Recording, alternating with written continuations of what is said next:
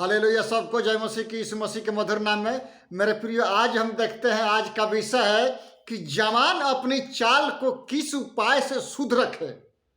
एक जवान व्यक्ति अपने जीवन के चरित्र को किस उपाय से वो शुद्ध रख सकता है, परमेश्वर के वचन में हम पढ़ लेते हैं।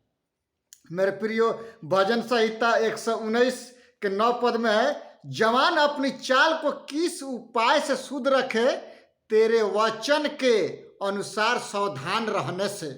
मेरे प्रियो, हम जवान हैं, अपने चाल चलन को जब हम परमेश्वर के वचन को पढ़ते हैं और जब परमेश्वर से हम प्रार्थना करते हैं, तो परमेश्वर अपनी आत्मा का सामर्थ्य जब एक व्यक्ति पर उंडेलता है, तो उसका जीवन शुद्ध, पवित्र और दिन प्रतिदिन बदलता जाता है। मेरे प्रियो, इसमें हम पढ़ते हैं कि जवान अपनी चाल चलन को, अपने सोच विचार को, अपने हृदय को, अपने देखने की शैली को, छूने की शैली को, बोलने की शैली को वो किस उपाय से शुद्ध रखे? परमेश्वर के वचन को पढ़ने से और उस पर चलने से। इसमें हम कुछ बातों के बारे में हम पढ़ते हैं मेरे प्रियो, कि परमेश्वर एक विश्वासी को, एक विश्वासमय जीवन को, एक पास्टर को, XYZ वो कोई भी क्यों ना हो, अपने चाल चलन को सुधारे, सवारे। इसलिए कि परमेश्वर कहता है कि स्वर्ग राज में वही जाएगा जो परमेश्वर की इच्छा पर चलता है। तो हमको क्या करना है? अपने चरित्र को सुधारना है। परमेश्वर के वचन को अपने हृदय में रखने से, उस पर चलने से, उस पर बोलने से, उस पर सोचने से, उस पर देखने से, और एक कीचड़ में व्यक्ति पड़ा हुआ है उसको खींच करके बाहर निकालने से होता है। मेरे प्रियो, इसमें हम 8 बातें हम पढ़ते हैं। पहलका बात है कि परमेश्वर के लिखित वचन को अपने जीवन के दिनचर्या में दिन प्रतिदिन अध्ययन करें, पढ़े, मनन करें, और वचन जब लिखा हुआ है तो जिंदगी भर वचन के प्रति वफादार रहें। दूसरी की बात है कि ये वचन बदलने वाला नहीं है, फैसला बदलता है, वचन नहीं बदलता। वचन कहता है कि आकाश और पृथ्वी टल जाएंगी, लेकिन परमेश्वर के वचन में से जो भी लिखा हुआ है, एक मात्रा, एक बिंदु बिना पूरा हुए नहीं टल सकता है। वो पूरा होना ही है। जब वचन बीजा जाता है मेरे प्रियो, कार्य होता है। जब आसमान से बारिश होती है तो भूमि को सिंचित करती है और भोजन उगाती है, फसल उगाती है, हम भोजन खाते हैं। मेरे प्रियो, दूसरी की बात है कि प्रभु से दिन प्रतिदिन प्रार्थना करना और परमेश्वर के वचन को अपने हृदय में रखना और खड़े हुए रहना उसके प्रति। छठी बात है कि परमेश्वर कहता है उसमें आनंदित और मग्न हो। किसमें? परमेश्वर के आत्मिक जन की संगति में, चर्च में आनंद और मगन होना है। आत्मिक संगति में परमेश्वर के सत्य के लिए खुले तौर से हमको खड़ा होना है। चाहे समाज में कहीं भी खड़ा होना पड़े, हम परमेश्वर का नाम ले सकें। यदि हम अपने समाज में परमेश्वर का नाम नहीं लेते हैं तो जीवन की पुस्तक से मेरा और आपका नाम यीशु मसीह काट देगा। सोचिए।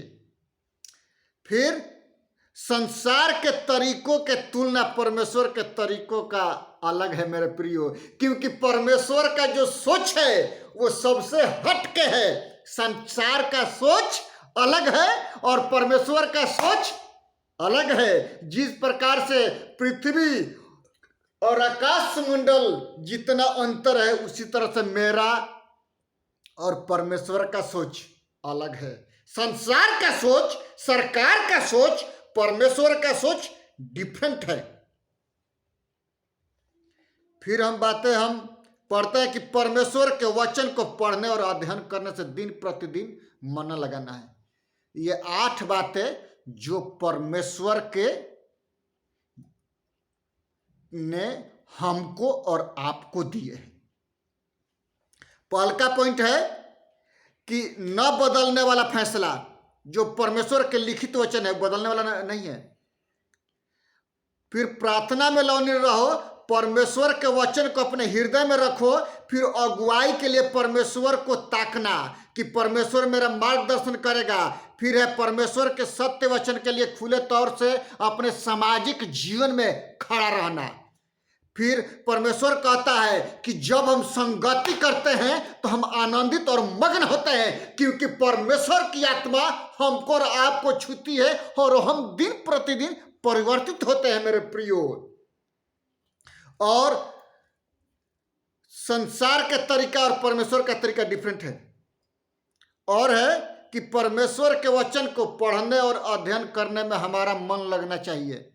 ये नहीं कहना चाहिए कि मेरा मन उब गया। इन 8 बातों को जब हम अपने हृदय में रखते हैं तो हमारा जीवन बदल जाता है, क्योंकि जवान अपनी चाल को किस उपाय से शुद्ध रखे, परमेश्वर के वचन के अनुसार सावधान रहने से। ये और 8 बातें जो एक व्यक्ति को परिवर्तित करता है उसके चरित्र में मेरे प्रियो।